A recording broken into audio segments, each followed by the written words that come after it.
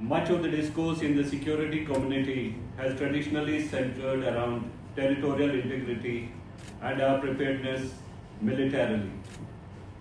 It is now widely acknowledged that the true security is not measured merely by the presence on borders, but by the safety and dignity of our individuals. This is the essence of human security, a concept that has gained significant traction in international relations and cross-border studies in recent decades. It reminds us that security is no longer solely about protecting the sovereignty of states, but about safeguarding the lives of our people. When communities are vulnerable to trafficking, exploitation, and displacement, the strength of the country is undermined regardless of its military power. Our country faces unique challenges in this regard. Our geography, with porous borders across South Asia, places us at crossroads of multiple vulnerabilities. Conference is not just a forum for discussion, it is also a call to act.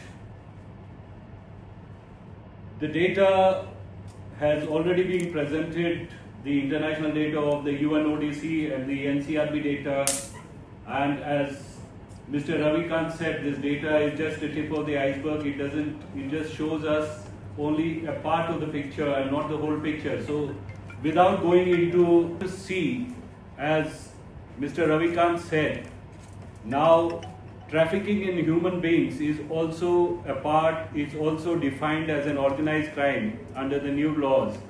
So how does this organized crime work in conjunction with other organized crimes like drug trafficking and arms smuggling is something that should be a matter of concern, and probably for the law enforcement agencies that should be a way ahead for them to deal with this crime as well. Because if you are able to deal with one part of the organized crime, you would be able to make inroads in the other organized crime as well.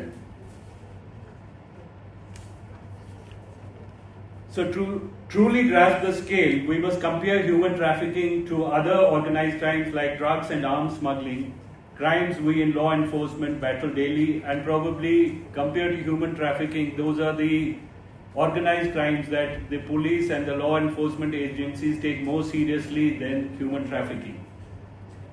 As has been said, human trafficking is often ranked as the third most profitable illicit enterprise, trailing behind drug trafficking and arms smuggling. However, unlike drugs or arms, which are consumed or used once, human beings can be exploited repeatedly, making trafficking a reusable commodity with lower overheads and high returns. Victims can generate profits equivalent to selling them multiple times. In terms of networks, these crimes overlap significantly. Transnational organized crime groups such as the Russian gangs, Albanian syndicates, or even Russian cartels often diversify across trafficking in persons, narcotics and weapons using the same smuggling routes, corrupt officials and money laundering channels. For instance, in regions like South Asia and Africa, trafficked individuals are often forced to act as drug couriers or smuggle arms, blurring the lines between these operations.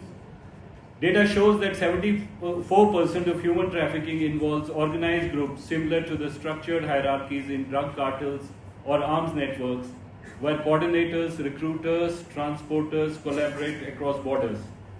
Even in Jammu and Kashmir, we have seen echoes of this. Rising drug abuse and trafficking, with over 67,000 abusers reported in recent studies, often intersects with human exploitation, where vulnerable youth are coerced into smuggling networks.